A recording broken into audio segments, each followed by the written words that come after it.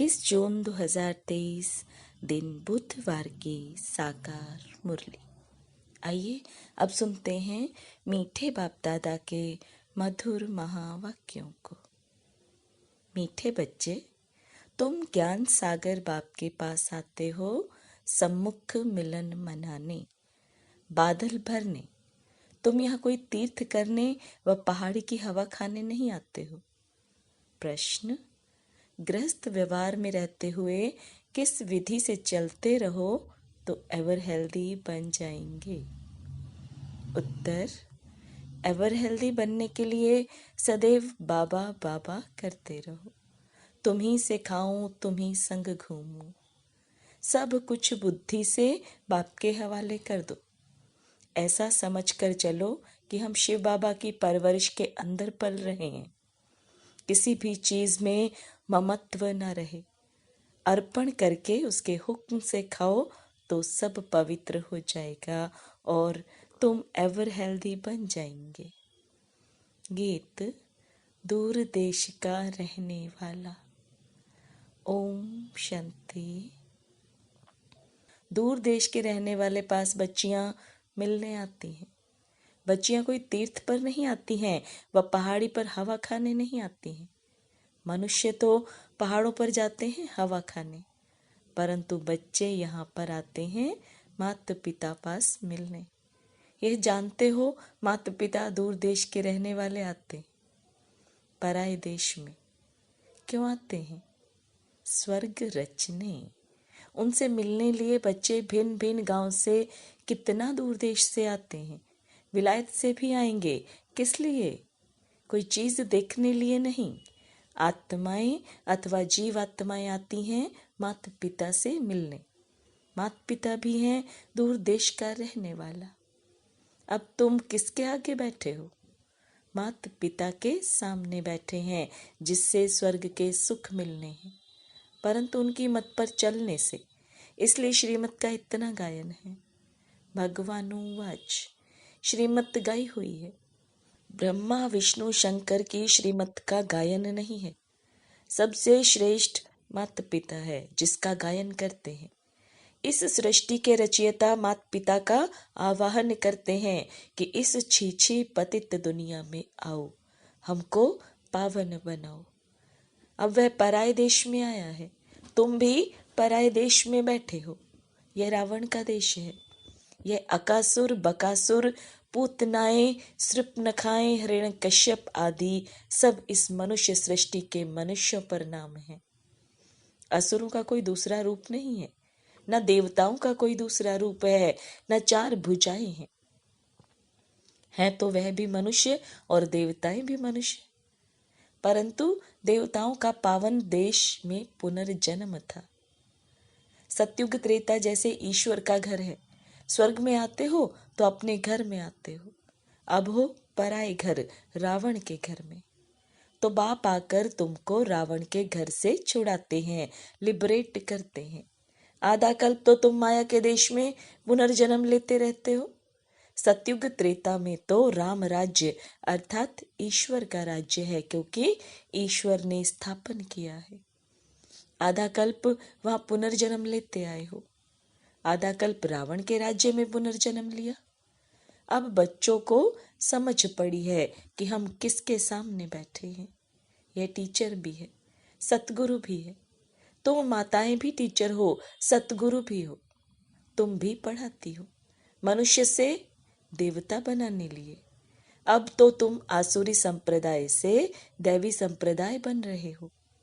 तुमको कांटों से फूल बनाने इस रथ पर बाप सवार हो आए हैं। यह तो बच्चों से मिलने और देशों में भी जाते हैं, क्योंकि चैतन्य ज्ञान सागर है। जड़ सागर तो नहीं है जो डुबो दे। नहीं, यह चैतन्य है। गायन है, आत्मा परमात्मा अलग रहे बहुकाल।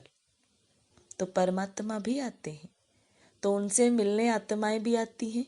कहाँ कहाँ से बच्चियां आती हैं। बाप भी चक्र लगाते हैं। भक्तों ने तो जहां तहां मंदिर बनाए हैं, जैसे क्राइस्ट के जड़ चित्र भी बनाते हैं।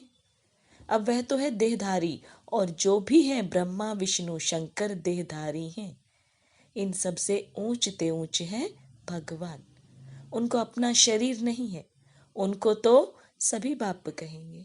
परम पिता गॉड फादर, उनको तो न स्थूल शरीर है न सूक्ष्म शरीर है। आते भी हैं जरूर, कैसे आते हैं यह सब भूल गए हैं। ऐसे तो नहीं कहेंगे कि श्री कृष्ण पतित पावन है, न श्री कृष्ण के शरीर में आकर पावन बनाते हैं। तो श्री कृष्ण भगवानुवाच, रॉन्ग हो गया। श्री कृष्ण के मुख द्वारा क्या रचे? क्या देवताएं? नहीं, पहले तो ब्राह्मण चाहिए, उसके लिए ब्रह्मा चाहिए, नहीं तो ब्रह्मा का ऑक्यूपेशन कहाँ? श्री कृष्ण का नाम लगाने से ब्रह्मा की बायोग्राफी गुम हो जाती है। श्री कृष्ण द्वारा सतयुग स्थापन किया तो ब्रह्मा का ऑक्यूपेशन ही गुम कर दिया। परंतु तुम बच्चे जानते हो जो यहाँ आते हो, बाकी जो नहीं जानते वह समझेंगे कि यह भी एक सत्संग है जहाँ गीता सुनाते हैं, परंतु यहाँ कौन सुनाते हैं यह तुम बच्चे जानते हो। ज्ञान का सागर मोस्ट बिलवेड माता पिता सुनाते हैं। कितना मीठा, कितना प्यारा है। तुम कोई मनुष्य को मीठा कह नहीं सकते क्योंकि सभी कड़वे विकारी हैं। बाप उनको पावन बना रहे हैं। तो ऊंचते ऊंचे है भगवान। उसके बाद जो भी मनुष्य होकर गए हैं अभी वह सब पतित हैं। जब तक बाप आकर पावन ना बनाए तो सब पतित दुखी रह जाते हैं। जैसे मनुष्य कहते हैं कलयुग हजारों वर्ष का है, यह तो इम्पॉसिबल है। महाभारी लड़ाई सामने खड़ी है जिसमें मुक्ति जीवन मुक्ति के गेट्स खुलते हैं। तब तक कोई मुक्ति जीवन मुक्ति में जा नहीं सकते। सभी यहाँ भटकते रहते हैं जैसे भूल भुलैया है। सभी ठोकर खाते रहते हैं, दरवाजा मिलता नहीं। चाहते हैं मुक्ति जीवन मुक्ति के गेट में जाएं। कोई मरता है तो भी कहते हैं स्वर्गवासी हुआ, परंतु यह तो नरक है। स्वर्ग में तब जा सकते हैं जब बाप आए, राजयोग सिखलाए, तब राजाई व प्रजापद पा सकते हैं। अब यह है कमाई।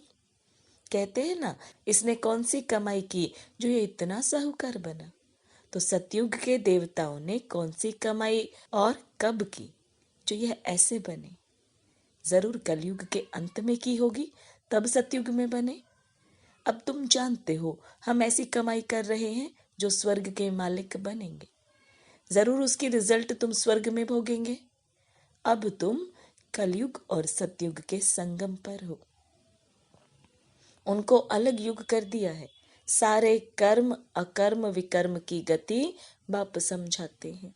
कहते हैं बच्चे, अब जो कर्म मैं तुमको सिखाता हूं वही करो। इसको कलयुग नहीं कहेंगे। संगम युग का किसी को पता नहीं है।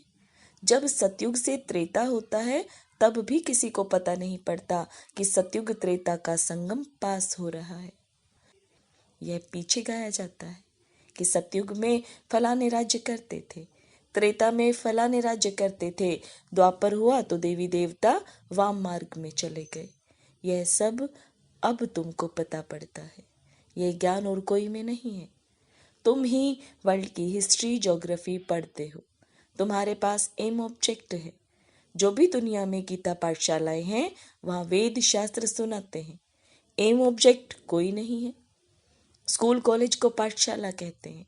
वह पढ़ाई फिर भी सोर्स ऑफ इनकम है। तो तुम्हारे पास एम ऑब्जेक्ट है कि इस पढ़ाई से पावन बन मुक्ति धाम में जाएंगे, फिर वहां से पाठ बजाने सतयुग में आएंगे। तुमको सतयुग से कलयुग तक कौन सा पाठ बजाना है वह सारा पता है। तुम बादल यहाँ आए हो भरने के लिए, 21 जन्म के लिए सोर्स ऑफ इनकम बनाने। कितनी ऊंच पढ़ाई है तो पढ़ाने वाला भी ऊंचते ऊंच भगवान एक है। बाकी तो सब हैं बहन भाई। ब्रह्मा सरस्वती शंकर पार्वती विष्णु सब इनके बच्चे हैं। बच्चों को बच्चों से वर्षा नहीं मिलता है, वर्षा बाप से मिलता है। जो जैसा पुरुषार्थ करेंगे वैसा वर्षा मिलेगा। और पुरुषार्थ कितना सहज है। अच्छा, इतना ज्ञान नहीं सुना सकते तो 3 पैर पृथ्वी का लेकर छोटे कमरे में ही गीता पाठशाला खोल दो। बोर्ड में लिख दो, आकर बाप से 21 जन्मों के लिए वर्षा लो। छोटा बोर्ड ही लगाओ, उसमें लिखो कि 21 जन्मों के लिए स्वर्ग की बादशाही तुम्हारा ईश्वरीय जन्म सिद्ध अधिकार है। फल आकर पूछो, तुम जिसको माता पिता कहते हो वह तो जरूर स्वर्ग का रचता है, तो तुमको जरूर स्वर्ग का वर्षा मिलना चाहिए। वह कहते हैं, निरंतर मुझे याद करो और सबको भूलो। इनके साथ रहते हुए, सामने देखते हुए बुद्धि वहां लगानी है। बाबा का फरमान मिलता है तो सिर पर रखना चाहिए ना। बाप ऑर्डिनेंस निकालते हैं, बच्चे अब विष का धंधा बंद करो। और कोई से बात नहीं करते, बच्चों को ही समझाते हैं। बाहर वाला तो यह सभा में कोई बैठ नहीं सकता। जब तक 7 रोजा करना समझे, कहानी है ना, इंद्रप्रस्थ में पुखराज परी एक पतित मनुष्य को ले आई तो उनको सजा मिल गई। तो ये कायदा नहीं। जब तक 7 रोज भट्टी में नहीं डाला है, भट्टी में स्वच्छ होने बगैर बैठ नहीं सकते। हाँ, कोई बड़े मनुष्य मिलने को आते हैं, सुनते तो है ना, सुबह का क्लास देखे तो ऊपर से पूछकर श्रीमत से बताते हैं। देखते हैं अच्छा है, उल्टा नहीं उठाएगा तो उनको थोड़ा पहले समझाया जाता है, फिर आने की छुट्टी देनी पड़ती है। तुम सबको समझाओ कि यह हमारे माता पिता है जिससे स्वर्ग के सुख मिलते हैं। यह बाप, टीचर, सतगुरु तीनों हैं। तुमको जैसे 3 इंजन मिले हैं, इसी समय तीनों इकट्ठे मिलते हैं। वहां तो अलग अलग मिलते हैं। पहले बाप, फिर टीचर और वृद्ध अवस्था में गुरु करते हैं। तुम अब किसकी परवरिश के नीचे हो? शिव बाबा की, क्योंकि तुम्हारे पास जो कुछ भी है वह शिव बाबा को अर्पण किया है।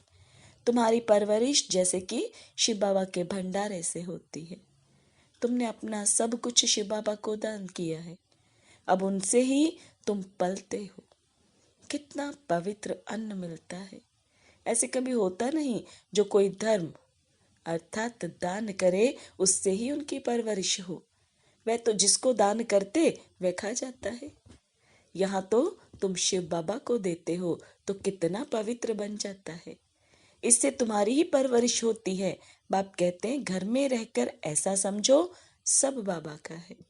ऐसे समझ खाते हो तो हूबहू तुम शिव के भंडारे से खाते हो। इसमें कोई ममत्व नहीं। बाप का समझते हो, बाप का दिया हुआ है, बाप को अर्पण किया हुआ है, उनके हुक्म से खा रहे हैं। बल बैठा घर में है परंतु शिव के भंडारे से खाते हैं। कहते हो ना, तुम ही से खाऊं, तुम ही से घूमूं। बाबा बाबा कहने से उनसे योग लगा रहेगा, एवर हेल्दी बन जाएंगे। यह है हेल्दी बनने की सेनेटोरियम। उस सेनेटोरियम में सारी आयु थोड़े ही रहते हैं, थोड़ा टाइम रहकर चले जाते हैं। यहाँ तो तुम बैठे हुए हो, एवर हेल्दी 21 जन्मों लिए बनते हो। यहाँ आते हो किस लिए? आधा कल्प लिए ever healthy, ever wealthy, ever happy बनने लिए। इस ख्यालात से आते हो ना।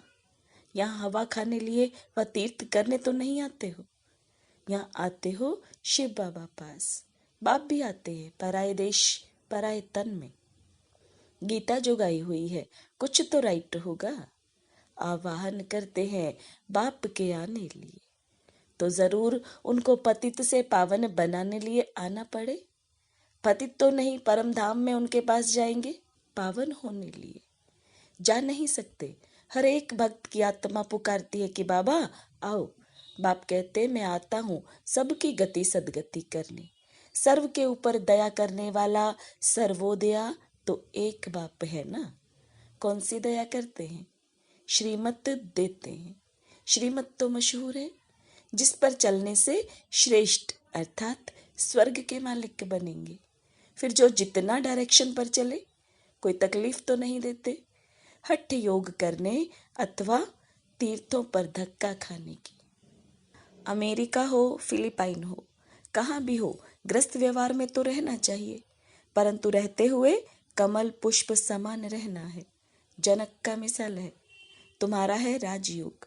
वह तो कहेंगे स्वर्ग के सुख तो कागविष्ठा के समान है, परंतु भारत का राजयोग तो मशहूर है, इसको कोई जानते नहीं। प्राचीन योग तो प्राचीन बाप ही सिखाएंगे। गीता, वेद, शास्त्र आदि सब भक्ति मार्ग की सामग्री है। झाड़ को पूरा होना ही है, फिर इसी झाड़ को सब्ज होना है। तो तुम आए हो माता पिता पास रिफ्रेश होने, और घड़ी घड़ी आएंगे क्योंकि सम्मुख मजा आता है। यहाँ सदा के लिए तो बैठ नहीं सकते, लॉ नहीं है। अपना गृहस्थ व्यवहार भी संभालना है जरूर। बाकी है पाठशाला अजून बहुत वृद्धि को पाएगी। यह विघ्न आदि ना पड़े तो यह बहुत बढ़ जाए, इसलिए विघ्न पड़ते हैं। 5,000 इकट्ठे बैठ कैसे पढ़ेंगे, इसलिए लिमिट है। जिनको बाप सम्मुख देख भी सके, बाप देखते तो आत्माओं को है ना, शरीर को नहीं देखते। जोर से देखेंगे तो उनको शरीर ही भूल जाएगा। चुंबक है ना, तो जैसे अनकॉन्शियस होता जाएगा। अच्छा, मीठे मीठे सिकिलदे बच्चों प्रति माता पिता बाप दादा का याद प्यार और गुड मॉर्निंग। रूहानी बाप की रूहानी बच्चों को नमस्ते। रूहानी बच्चों की रूहानी बाप दादा को याद प्यार, गुड मॉर्निंग और नमस्ते। धारणा के लिए मुख्य सार। ऊंची मंजिल पर जाने के लिए बाप, टीचर, गुरु के रूप में हमें 3 इंजन मिले हैं। सदा इसी स्मृति से आगे बढ़ना है। बुद्धि से सब कुछ बाप हवाले कर उनकी परवरिश के नीचे पलना है। बहुत मीठा पावन बनना है। पतित पने का कड़वापन निकाल देना है। वरदान, अनुभवों की संपन्नता द्वारा सदा उमंग उल्लास में रहने वाले मास्टर अलमाइटी अथॉरिटी भव। अनुभवों की संपन्नता द्वारा सदा उमंग उल्लास में रहने वाले मास्टर अलमाइटी अथॉरिटी भव। अब बाप दादा के वरदान को विस्तार में समझें। अनुभव बड़े से बड़ी अथॉरिटी है। हर गुण, हर शक्ति, हर ज्ञान के पॉइंट को अनुभवों में संपन्न बनो तो चेहरे पर सदा उमंग उल्लास की चमक दिखाई देगी। अब सुनने सुनाने के साथ साथ अनुभवी मूर्त बनने का विशेष पाठ बजाओ। अनुभव की अथॉरिटी वाले स्वयं को सदा भरपूर आत्मा अनुभव करेंगे। जैसे बीज भरपूर होता है, ऐसे ज्ञान, गुण, शक्तियां सब में भरपूर होने के कारण मास्टर अलमाइटी अथॉरिटी बन जाते हैं। स्लोगन, अमृत वेला विशेष प्रभु पालना की वेला है, इसका महत्व जान पूरा लाभ लो। अमृत वेला विशेष प्रभु पालना की वेला है, इसका महत्व जान पूरा लाभ लो। ओम शांति।